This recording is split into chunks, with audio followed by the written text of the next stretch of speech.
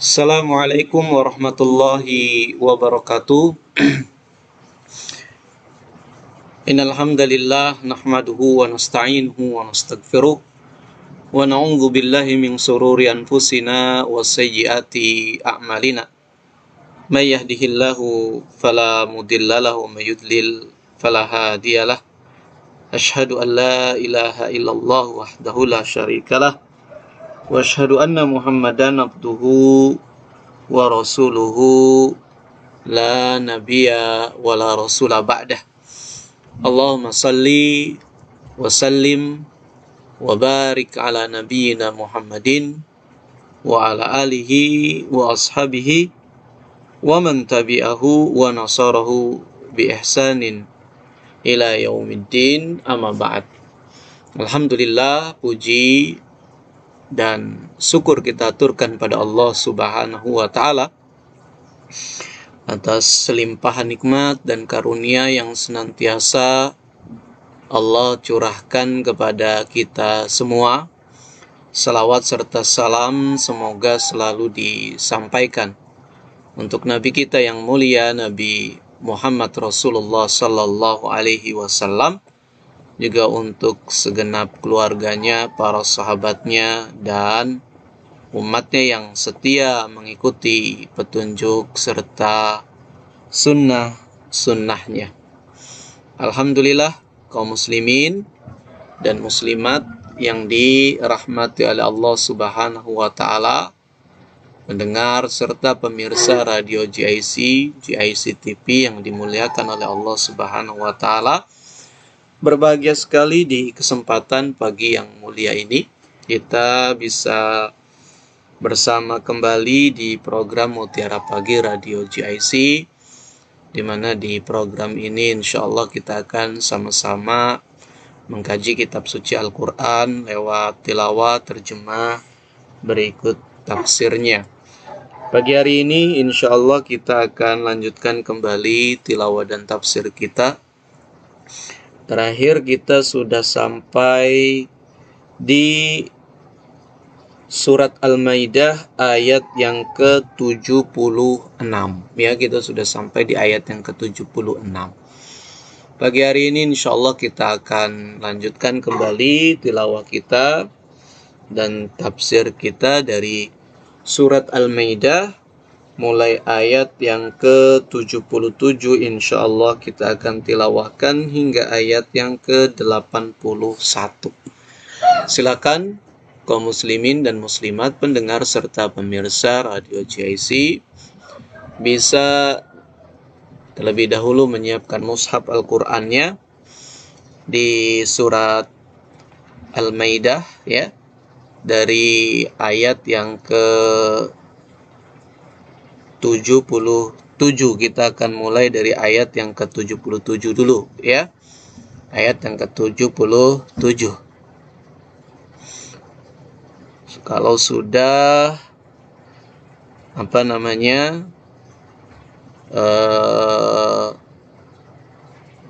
berada di ayat tersebut, ya insya Allah kita akan mulai bacakan.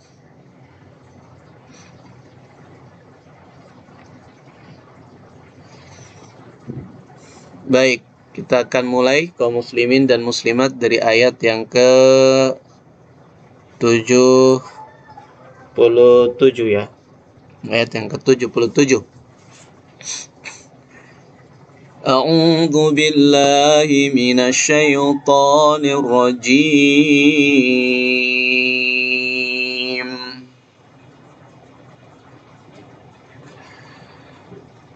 Qul ya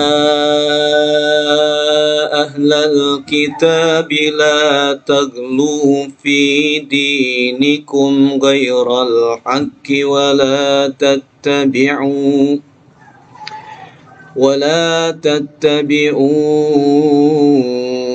ahwa'a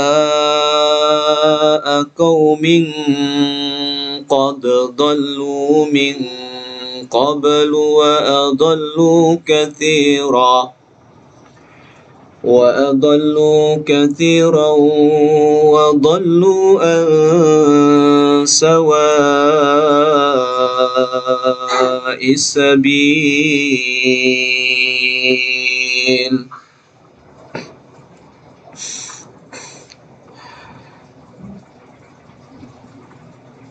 لعن الذين كفروا من بني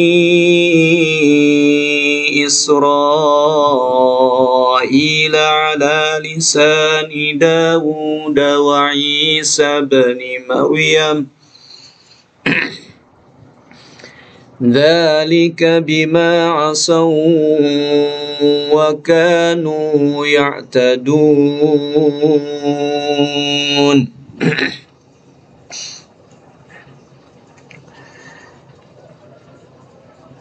كانوا لا يتناهون عن منكر فعلوه لبئس ما كانوا يفعلون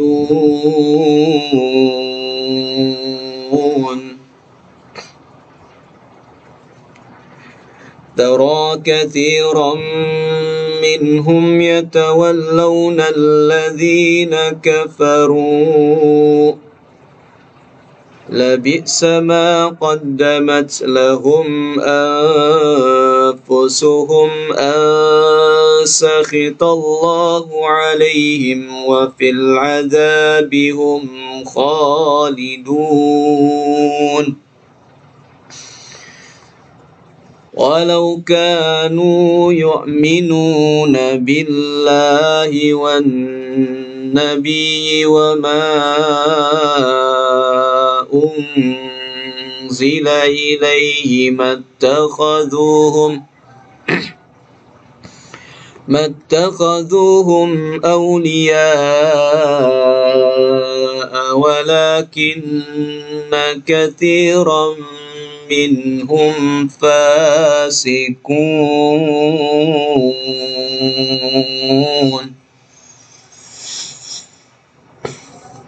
Alhamdulillah kaum muslimin dan muslimat, demikian surat Al-Maidah dari ayat yang ke-77 sudah kita tilawahkan hingga ayat yang ke-81. Mudah-mudahan Allah tabaraka wa ta'ala menghitungnya dan mencatatnya sebagai amal soleh yang akan diganjarnya dengan ganjaran yang berlipat ganda. Amin ya mujibas sa'irin. Kemudian mari kita masuk untuk menerjemahkan dan menafsirkan firman-firman Allah Subhanahu wa ta'ala yang baru saja kita simak bersama. Kita mulai dari ayat yang ke-77. Allah tabaraka wa ta'ala berfirman, Qul ya ahlal kitab, katakanlah wahai Nabi, wahai ahlul kitab, la taglu fi dinikum ghairal haqqi, janganlah kalian berlebih-lebihan di dalam agama kalian, yaitu dalam cara beragama kalian, ghairal haqqi, dengan cara yang tidak dibenarkan, ya, tanpa landasan kebenaran. Wala tattabi'u ahwa'a qaumin qad dhallu, dan janganlah kalian mengikuti selera atau hawa nafsu kaum yang sungguh mereka telah tersesat, min qablu, semenjak dulu, wa adallu katsira, dan telah banyak menyesatkan yang lainnya, wa dallu an sawa'is sabil, dan mereka sendiri tersesat dari jalan yang lurus.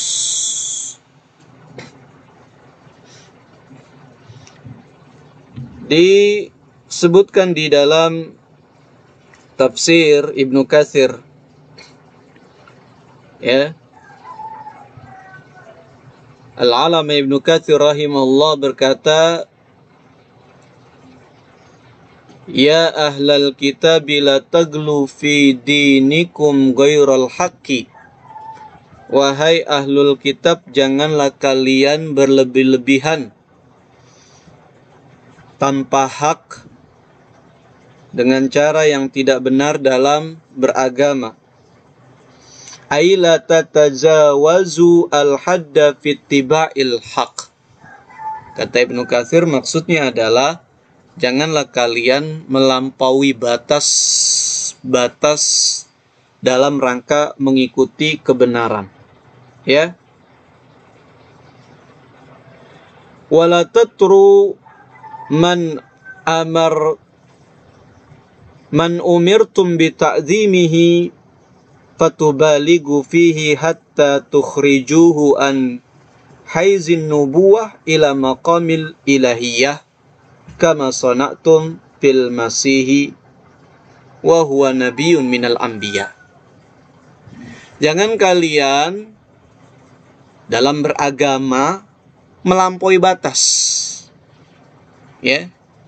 Jadi agama itu sudah ada petunjuknya. Kurang tercela, berlebihan juga tercela. Ini yang disebut dengan ekstrim dalam beragama, atau bahasa istilah syar'inya adalah gulu, yaitu berlebih-lebihan dalam beragama. La taglu fi dinikum. Jangan kalian berlebih-lebihan dalam agama kalian. Ya, ekstrim, berlebihan dalam beragama. Jadi memang ada itu. Ya. Bukan memang sekedar propaganda musuh-musuh Islam, yaitu radikal gitu ya. Biasanya kalau sekarang disebut radikal gitu. Nggak tahu maknanya apa radikal yang dimaksud kebanyakan orang. Tapi gulu, berlebihan dalam agama, termasuk maknanya adalah radikal gitu ya. Berlebih-lebihan dalam agama. Nah, agama itu obat, gitu ya, yang akan menyembuhkan kegersangan jiwa manusia. Kalau dia nggak sesuai takarannya, ya maka tidak akan menyembuhkan. Kalau dia berlebihan takarannya, ini ekstrim, berlebih-lebihan dalam agama. Gimana cara menimbangnya? Lihat lagi. Gitu ya. Dilihat, ada nggak petunjuknya? Oh, kata Nabi, ma'asfala ka'baini fafinnar, pakaian yang lebih dari mata kaki, maka itu tempatnya di neraka. Lah itu. Ya. Tapi kalau diterapkan di zaman sekarang, Pak Ustadz, nggak sesuai. Janggut ya rapi lah, kayak petugas-petugas bank itu, klimis gitu. Supaya rapi, supaya kelihatan harmoni. Lah ini emang wajah saya nggak kelihatan harmoni gitu ya. Malah jadi tambah sedikit bercahaya gitu ya, tambah kelihatan aura muslimnya gitu. Ya. Ya, sama sekali bukan maksudnya menunjukkan tentang kesolehan. Enggak, ini mah biasa aja. Ini fitrah gitu ya, sunnah fitrah. Tanda-tanda laki atau wanita bisa dibedakan jadinya gitu ya. Pakai celana itu nggak pantas Ustadz, kan ada aturannya ya silakan aja mau ikut aturan kantornya, apa mau mempertahankan agamanya. Begitu aja gitu ya. Siapa yang lebih dicintai? Kalau lebih cinta kantor daripada lebih cinta agama, ya berarti dia akan dapat agamanya, dia akan dapat kantor ya, bukan dapat agamanya. Ya, seperti itu. Nah, timbangan ekstrim dan tidak ekstrim bukan berdasarkan ya kemauan manusia. Betul. Kalau kamu miara janggut, kamu ekstrim. Atau yang sekarang jadi pembicaraan masyarakat. Menteri Agama kemarin menyampaikan pertanyaan bahwa terorisme atau radikalisme masuk ke masjid Di antaranya adalah dibawa oleh pemuda-pemuda yang good looking, yang penampilannya menarik gitu ya. Penampilannya menarik maksudnya ya menunjukkan mungkin maksud Pak Menteri itu ya menunjukkan kesolehan ya, jidatnya mungkin hitam, mungkin janggutnya apa namanya pakaiannya rapi, pakai baju koko, pakai gamis. Jadi kayak orang soleh lah gitu ya, good looking. Yaitu Pak Menteri oknum. Kita tidak menafikan bahwa ada radikalisme di bawah oleh orang-orang tertentu dari kalangan kaum muslimin, ya. Seperti yang kita katakan tadi, faktanya memang ada kaum muslimin terjebak dalam yang pertama, malas dalam menegakkan agamanya, ya. Taksir ini namanya, gitu ya. Disuruh berjanggut nggak mau berjanggut, disuruh di atas mata kaki pakaiannya nggak mau di atas mata kaki, gitu ya. Disuruh tidak berwala kepada orang-orang kafir, maka dia berwala. Taksir namanya ini. Dan juga ada yang ekstrim, gitu ya. Ada yang ekstrim, gitu ya. Kalau jidatnya harus digesek-gesek sampai hitam, gitu ya. Kalau sujud supaya kelihatan, gitu. Ada nggak kayak gitu? Mungkin saja ada seperti itu, ya. Atau kemudian yang yang tidak memakai janggut dianggap orang yang tersesat, masuk neraka, gitu ya. Ya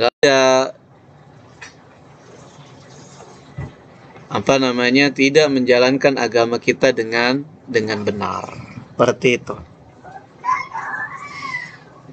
Nah, jangan menuju jalan yang keliru, jalan yang sesat, jalan yang salah, gitu ya. Jalan yang salah.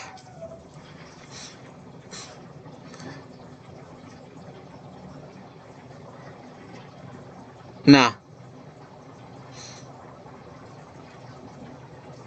lu'inal ladzina kafaru min bani Israel,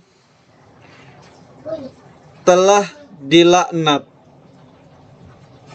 orang-orang yang kafir dari kalangan Bani Israel, ala lisani Dawud wa Isa bin Maryam, melalui perantara lisannya Nabi Daud dan lisannya Nabi Isa putranya Maryam. Dzalika bima asau wa kanu ya'tadun. Yang demikian itu karena sebab apa? Karena sebab kedurhakaan yang mereka lakukan dan karena sebab perbuatan mereka yang melampaui batas.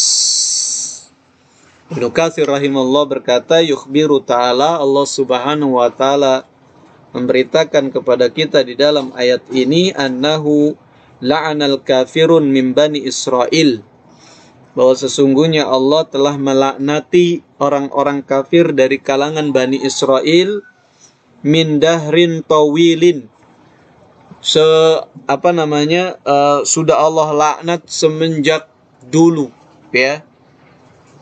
Sudah Allah laknat semenjak dulu, dari zaman ke zaman yang sudah lama sekali, ya. Sudah lama sekali Bani Israel itu memang dilaknat oleh Allah Subhanahu wa ta'ala. Semenjak apa? Semenjak zamannya Nabi Daud sampai ke zamannya Nabi Isa. Daud sampai Nabi Isa itu zaman yang sangat panjang sekali, gitu ya. Dilaknat sepanjang masa, ya. Kenapa bisa seperti itu? Itu karena sebab kedurhakaan mereka dan karena sebab, ya, perbuatan mereka yang melampaui batas. Nah, ini olehnya kita harus sangat memperhatikan ini, ya. Dalam beragama kita harus mengikuti petunjuk, bukan sesuai selera kita. Ini Allah katakan wala tattabi'u ahwa'a qaumin qad dallu. Jangan kalian ikuti selera kemauan kaum yang sudah tersesat. Nah, makanya hati-hati. Ya. Jangan kita asal ikut gitu ya. Bani Israel seperti itu. Ikut aja sama ulama mereka. Nggak taunya ulamanya tersesat. Begitu. Nah, kita juga kaum muslimin memilih guru, ya harus diseleksi. Ya. Yang paling pertama dalam memilih guru itu harus jelas. Yang disampaikan oleh guru kita itu adalah bukan perkataannya dia, bukan pendapatnya dia, tapi qaulullah wa qaulu rasulih. Ya, apa kata Allah dan apa kata Rasulnya. Gitu ya. Ini bukan menafikan peran ulama. Tapi memang seperti itu. Semenjak dulu ya para ulama-ulama besar, Imam Asy-Syafi'i, Imam Ahmad, kemudian Imam Malik, Imam Abu Hanifah, ya, mereka semuanya tidak mengucapkan kecuali perkataan Allah dan perkataan Rasulnya. Ya, kemudian dari perkataan Allah lah kemudian mereka fatwakan. Seperti itu, mereka syarikan. Nah, dilihat kalau ucapannya ngalor ngidul nggak jelas, ya bukan perkataan Allah, bukan perkataan Rasulnya, maka ya tidak patut diikuti, gitu ya. Tidak patut diikuti. Nah, karena agama kita jadi taruhannya, ya. Kita mengikuti ulama yang tersesat, ulama yang keliru, waduh bisa bahaya kita ya. Ya, kita juga kena nanti seperti itu. Nah, ini yang terjadi pada Bani Israel. Ya, kadang-kadang juga karena ulama juga manusia biasa digoda oleh setan, ya, masuk dalam fatwanya, masuk dalam pendapatnya, ya, bukan bersumber dari firman Allah dan sabda Rasulnya, tapi hawa nafsu mereka. Ya, olehnya kita harus benar-benar bisa ya menimbang-nimbang. Ya, tentu saja kalau kita kan orang awam ya, jadi sulit gitu ya. Olehnya kita banyak-banyak meminta kepada Allah Subhanahu wa taala petunjuk. Di antara doa minta petunjuk kepada Allah kan, yaitu doa yang diajarkan Nabi, Allahumma arinal haqqa haqqa warzuqni tibaa. Ya Allah, karuniakanlah kepadaku, tampakkanlah kepadaku kebenaran itu benar, dan karuniakan kepadaku kemampuan untuk mengikuti kebenaran. Wa arinal batila batilan, dan tampakkan kepadaku yang batil itu batil, warzuqni tinaba, dan karuniakan kepadaku kemampuan untuk meninggalkan yang batil, gitu ya. Nah, ini doa, kita harus juga berdoa minta petunjuk kepada Allah Subhanahu wa taala, ya. Nah, ini Bani Israel dilaknat semenjak dulu dari masa Nabi Daud sampai Nabi Isa. Kenapa? Karena mereka bermaksiat, kedurhakaan mereka, dan karena perbuatan mereka yang melampaui batas. Jadi sekali lagi ini penting, gulu dalam beragama, ekstrim dalam beragama bukan sebuah perbuatan yang terpuji, tapi sebuah perbuatan yang tercela, mengundang laknat Allah Subhanahu wa taala. Ya. Jadi beragama harus sesuai dengan petunjuk, la yatazawazul had, tidak boleh keluar dari batasannya, ya. Yang sudah diajarkan Nabi, yang sudah ditunjukkan oleh Allah Subhanahu wa taala seperti apa, semuanya sudah dijelaskan. Tidak ada yang sedikit pun yang disembunyikan di dalam agama ini. Bilangan rakaat sholat, tata cara bersuci, gitu ya, tata cara zikir, semua sudah ada petunjuknya. Kita tidak perlu kreatif, nambah-nambahin, ya. Kemudian berekspresi, nggak perlu kalau di dalam beragama. Kalau dalam urusan dunia, mau kreativitas kita kembangkan, ya silakan, diperkenankan, ya. Tapi kalau dalam beragama, tidak ada ruang untuk kreativitas kita, gitu ya. Zikir, masa zikir diem aja gini, subhanallah, subhanallah, kayaknya kurang menarik, kurang asyik gitu ya. Bagaimana kalau sembari menari-nari gitu ya, atau dilantunkan dengan nada apa namanya dangdut, diiringi dengan ya alat-alat musik gitu ya. Gulu dalam beragama gitu ya, berlebih-lebihan dalam beragama gitu ya. Jangankan yang seperti itu gitu ya. Ya, yang sudah apa namanya, yang tambahannya berupa jenis ibadahnya saja itu tidak boleh, apalagi yang kemudian ditambah-tambah dengan yang bukan dari bagian jenis ibadah, ya.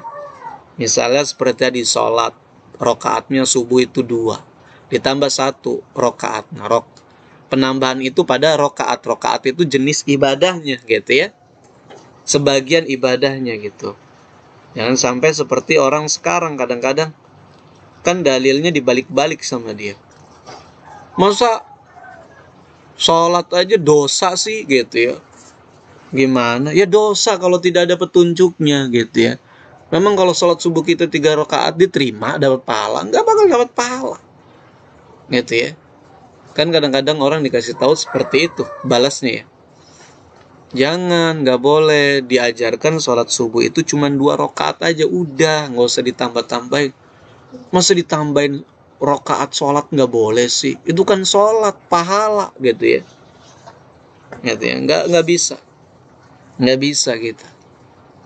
Nggak dapat pahala, dapat dosa gitu ya. Karena kenapa? Karena kalau sudah dibuka ini peluang untuk ditambah, dikurang, aduh, bahkan berantakan agama ya, seperti yang sekarang ini, macam-macam aneh-aneh dalam beragama gitu ya. Makanya dari dulu para a'immah, para imam-imam kaum muslimin yang menyeru yaitu pemurnian agama. Kembali agama kita sesuai yang diamalkan oleh para sahabat, diamalkan Nabi dan para sahabat, kembali seperti itu ya. Nah, karena ekstrim gulu dalam beragama itu tercela, tidak boleh ya. Jadi jangan dibalik-balik gitu. Nah, jangan dicampur adukan. Jadi landasannya beragama itu adalah dalil, bukan selera hawa nafsu kita. Wala tattabi'u ahwa'a qaumin qad dallu. Jangan kamu ikuti selera, kemauan kaum yang sudah tersesat gitu ya. Di masa Nabi juga ada seperti itu.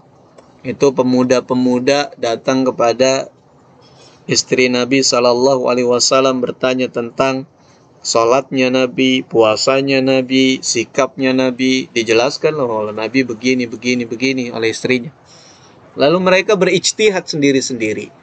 Sayangnya ijtihadnya bukan berdasarkan dalil, bukan berdasarkan Al-Quran, bukan berdasarkan sunnah, tapi berdasarkan semangat mereka ya, yang ditumpangi oleh hawa nafsu. Cuman samar gitu. Mereka berkata salah satunya, ya udah, kalau begitu saya mau sholat terus nggak tidur gitu ya. Sholat bagus nggak? Bagus sholat. Tapi kalau kamu sholat terus nggak tidur, kamu zalim pada diri kamu sendiri ya. Bukan dapat pahala, kamu dapat dosa gitu ya. Satunya lagi bilang, oh kalau begitu saya puasa nggak buka-buka ya. Satunya lagi, oh kalau gitu saya nggak akan nikah dengan wanita. Ya, Nabi kemudian ketika mendengar hal tersebut, ya marah. Kaliankah yang mengatakan hal seperti ini? Ya. Dan Nabi berkata, "Wa man raghiba an sunnati falaysa minni." Barang siapa yang membenci sunnahku maka bukan golonganku. Gitu ya. Yang membenci sunnahku, sunnah cara-cara yang sudah diajarkan oleh Nabi. Ya.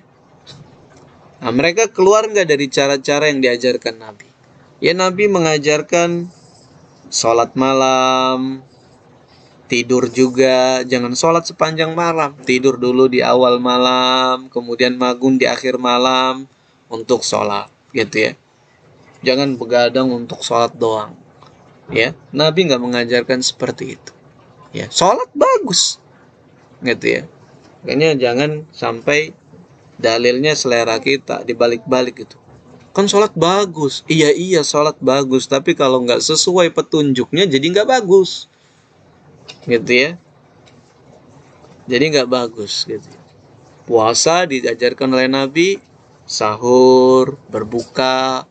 Kalau puasa nggak buka-buka gitu ya, kayak apa orang puasa namanya puasa dahar gitu ya, puasa nggak pernah buka. Nah, itu ekstrim berlebihan dalam beragama ya. Nah, di antara laknat, sebab mereka dilaknati oleh Allah juga adalah kanu la yatanahawna am munkarin fa'aluh. Mereka tidak saling melarang perbuatan mungkar yang mereka kerjakan. Labi sama kanu yaf'alun. Sungguh amat jelek apa yang mereka telah lakukan ya. Nah, ini juga salah satu sebab mereka dilaknati dari zaman ke zaman. Apa yaitu? Yaitu mereka tidak menegakkan amar ma'ruf dan nahi mungkar, gitu ya. Makanya kita berterima kasih sebagian kaum muslimin ya, menjalankan amanah dan perintah Allah Subhanahu wa taala ini, gitu ya.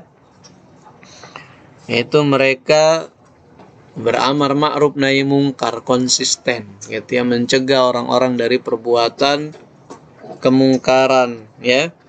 Karena kalau sudah tidak ada amar ma'ruf nahi mungkar ya, nah kita khawatir Allah Subhanahu wa taala akan menurunkan musibah dan malapetaka kepada umat ini, gitu ya. Nah, ini penting sekali bagi kita semua ya. Nah, laknat Allah itu dijauhkan dari rahmat Allah Subhanahu wa taala ya. Nah, di dalam tafsir Ibnu Katsir diriwayatkan beberapa riwayat yang berkaitan dengan ayat yang mulia ini ya. Diriwayatkan oleh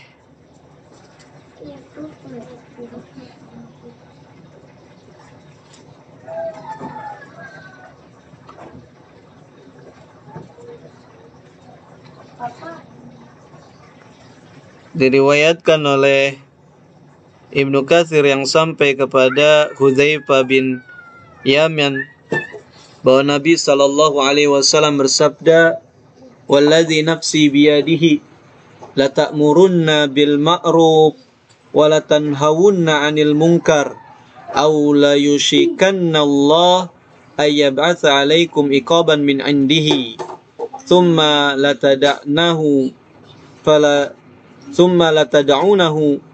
yastajibu lakum." Ya, diriwayatkan oleh Hudzaifah bin Yaman bahwa Nabi Shallallahu alaihi wasallam bersabda, ya, sungguh hendaknya kalian amar ma'ruf nahi mungkar, itu memerintahkan orang kepada yang ma'ruf dan mencegah orang kepada yang mungkar, atau Allah akan menimpahkan kepada kalian hukuman dari sisinya ya, atau kalian akan dihukum Allah Subhanahu wa taala langsung dari sisinya, itu ditimpahkan azab oleh Allah Subhanahu wa taala. Dan kemudian dijelaskan salah satu hukumannya, yaitu kemudian kamu berdoa kepada Allah, kemudian kamu tidak akan diijabah doanya.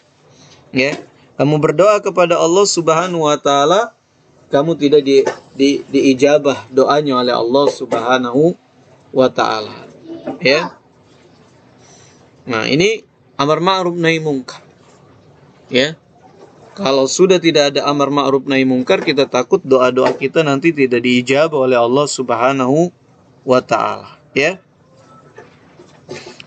Ada juga sebuah hadis yang diriwayatkan oleh Imam Ahmad yang sampai kepada Adi bin Umairah radhiyallahu anhu, beliau berkata, sami'tu Rasulullah sallallahu alaihi wasallam yaqul, innallaha la yu'adzibul 'ama bi'amalil khassah.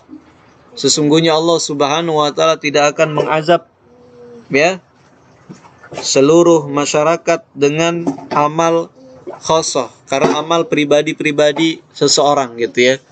Jadi nggak bakal tuh misalnya ada masyarakat kita salah satunya perbuatan zina, salah satunya berbuat zina, maka tidak mungkin Allah mengajab kita, masyarakat kita semua karena satu orang ini berbuat zina gitu ya. Hatta yaraul munkara baina dhahranaihim wa hum qadiruna ala ayyamkiruh. Sampai, ya, memang mereka menyaksikan perbuatan tersebut tapi tidak mencegahnya padahal mereka mampu. Gitu ya. Kalau mereka melihatnya, kemudian mereka tidak mencegahnya padahal mereka mampu, ya, maka Allah Subhanahu wa taala akan mengajabnya. Fala yunkirunahu fa idza fa'alu dzalika adzaballahu al-'ama bil wal khassah. Kalau yang demikian itu terjadi, maka Allah akan mengajab amah seluruh masyarakat dan juga orang yang melakukannya. Ya. Jadi ini misalnya ini satu RT. Gitu ya. Ada satu rumah yang kerjaannya berbuat maksiat, gitu ya. Nah, kita nggak ada yang tahu karena dia diam-diam melakukan maksiatan di dalam rumah, gitu ya. Mungkin main judi, dijadiin sarang judi di rumahnya, atau sarang perzinahan di rumahnya. Masyarakat nggak ada yang tahu. Allah tidak akan mengajab masyarakat tersebut karena sebab ada satu rumah yang berbuat dosa tersebut, gitu ya. Tapi kalau masyarakat itu tahu itu rumah melakukan perbuatan kemungkaran dan masyarakat diam aja, maka Allah akan ajab perbuatan yang rumah yang melakukan kemaksiatan dan rumah lainnya. Satu RT itu kena ajab semua oleh Allah Subhanahu wa taala, gitu ya. Nah, ini amar ma'ruf nahi mungkar, ini salah satu tiang yang bisa menegakkan agama ini, ya, agama Islam, gitu ya. Nah, ini yang terjadi pada Bani Israel. Mereka dilaknat oleh Allah Subhanahu wa taala dari masa ke masa. Kenapa? Karena mereka tidak saling mencegah dari perbuatan yang mungkar. Allah katakan, labi sama kanu yaf'alun, sungguh amat jelek apa yang mereka kerjakan tersebut. Kaum muslimin dan muslimat yang dirahmati oleh Allah Subhanahu wa taala, inilah beberapa ayat yang bisa kita kaji di kesempatan pagi yang mulia ini. Tadi kita tilawakan sampai ayat 81, kita tafsirkan dan terjemahkan baru sampai ayat yang ke-79 ya. Terasa cukup, mudah-mudahan banyak bermanfaat, beberapa faidah yang bisa kita ambil dari apa yang telah kita sama-sama jelaskan. Yang pertama, bahwa berlebih-lebihan dalam beragama itu tidak terpuji, itu sebuah perbuatan tercela, bahkan itulah yang menyebabkan ahlul kitab tersesat, ya, itulah yang menyebabkan ahlul kitab tersesat dan yang menyebabkan ahlul kitab atau Bani Israel dilaknati oleh Allah Subhanahu wa taala dari masa ke masa. Yang kedua, faidahnya adalah beragama itu harus sesuai dengan petunjuk, ya, la tatajawaz, tidak boleh berlebihan. Kita harus ada di tengah-tengah, tidak boleh taksir, yaitu malas, tidak menunaikan dengan cara yang paling sempurna atau cara yang sempurna gitu ya. Nah, cara yang sempurna itu yang memang sudah diajarkan terpenuhi syarat rukunnya gitu ya. Dan tidak boleh juga gulu, ekstrim, berlebihan, yaitu melampaui batas, berlebih-lebihan. Ini juga tidak diperkenankan. Jadi kaidahnya atau batasannya atau dawabitnya dalam beragama itu adalah mengikuti petunjuk gitu ya. Untuk mengetahui mana yang berlebihan juga harus berdasarkan petunjuk gitu ya. Jangan mengikuti selera hawa nafsu. Kita asal cap orang ekstrim, orang berlebihan dalam beragama, orang radikal gitu ya. Padahal sejatinya mereka hanya menjalankan apa yang diperintahkan oleh Allah Subhanahu wa Ta'ala. Seperti itu. Jadi untuk menetapkan ini ekstrim atau ini sudah sesuai dengan petunjuk agama, ya harus kembalinya kepada petunjuk Allah Subhanahu wa Ta'ala dan Rasulnya gitu ya. Dan berikutnya faedah yang lainnya itu hendaknya kita senantiasa menegakkan amar ma'ruf nahi mungkar, karena ini adalah salah satu tiang agama.